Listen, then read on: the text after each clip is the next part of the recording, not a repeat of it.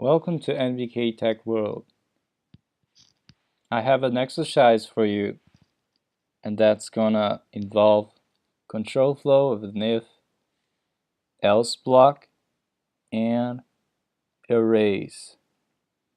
So let's suppose we have an array with 3 elements, and each element is a number. Let's think about something like phone numbers. So say we have this array right here. It's an array with 3 elements. First element is 1, 2, 3, number 1, 2, 3. Then second element, number 4, 5, 6. Third number is number 7, 8, 9, 1. So let's imagine these are parts of a phone number. So you're processing many phone numbers in your program, and you want to check for the area code. I'm just making these numbers up, by the way. They're not necessarily something specific. So let's say the first element of this array, the whole array itself, this is a phone number, and this is the part of the phone number that we're interested in. The first part is going to be the area code. In this case, this is the area code 123. Now suppose we want to check in our program if we want to check to find if the phone number is 123. We want to do something. In this case, we're just gonna display a message saying the phone number is 123, something like that. Found phone number 123. Otherwise, we don't really care. We're just gonna say this phone number just doesn't match 123. So let's store this array in a variable.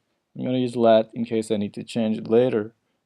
Let me say, let's call it phone number parts. How about that? So this variable, phone number parts, I use the camel case naming convention, by the way, if you haven't forgotten. Naming camel case always starts off lowercase for the very first letter, but every following new word, the first letter has to be capitalized. Alright. Now, this variable holds this array of phone number parts. We're interested in the first element of the array, which is the area code. Like, I want you to right here make console log found phone number of area code 123 if the phone number parts, the given phone number parts, in this case I already defined it here, if it is, you assume it's gonna be stored in this variable, by the way. It doesn't have to be this value. I'll be changing it so it's changeable, but use the same variable name. Then if you find that guy to be the value 123, print out a message found phone number area code 123. Otherwise, if you did not find 123 for the area code, just say a message the phone number area code does not match. Okay, so that's an exercise for you. Just as a hint, you're going to use the if statement. You can pause the video and try it out, and then we're going to do the solution after that. So how did it go? So we have to check first if this area code is 123. How to do that? We're going to do a comparison. So phone number parts is the variable that holds all these 3 elements. How can we get the first element? This is an array. So to get access elements of an array, you can use the brackets, square brackets, right after the name of the array, and you have to give it the index. Index always counts from 0. So the first element here has index 0. And then this guy has index 1, and this guy index 2, and so on. So we are only interested in the first one, so it's going to be 0. There you go. So we grab 1, 2, 3. And now what we're going to do is we have to check if this guy is indeed 1, 2, 3. We're going to make a comparison of equality. We're going to do triple equals.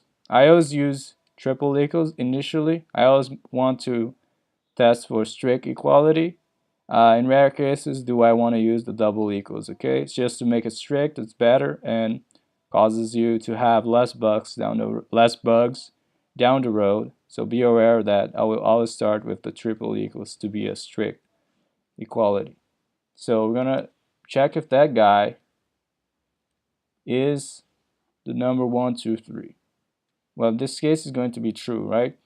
But it might not be true if phone number parts holds different phone numbers. Okay, so let's have this condition now as part of our if statement. We're going to say if, open parenthesis, this is the condition, close parenthesis, then open the if block with curly braces, then add some indentation, 2 spaces by convention for me.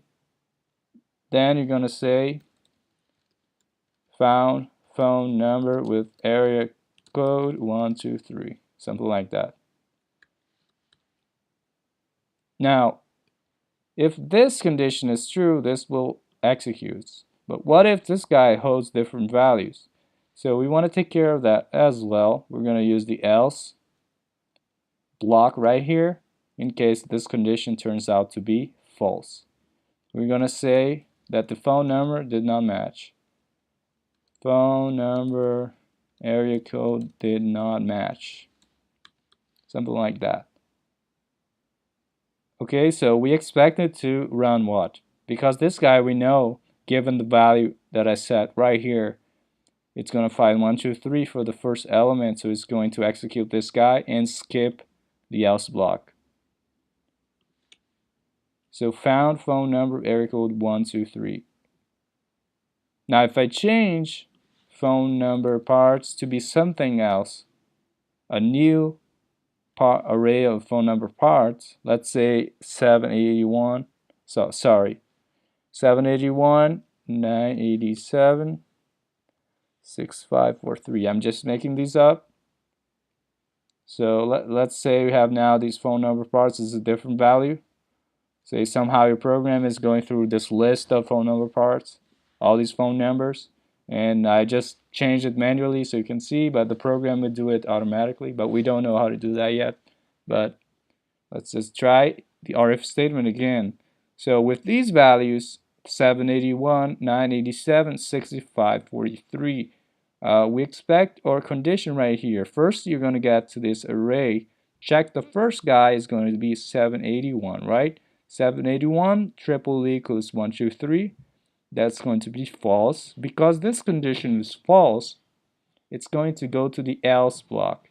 Everything in the else block will be executed. In this case, it's going to be the console log saying that phone number area code did not match. Let's try it out. There you have it. Phone number area code did not match. All right. So that's it for our exercise in this lesson. And see you next time. Bye.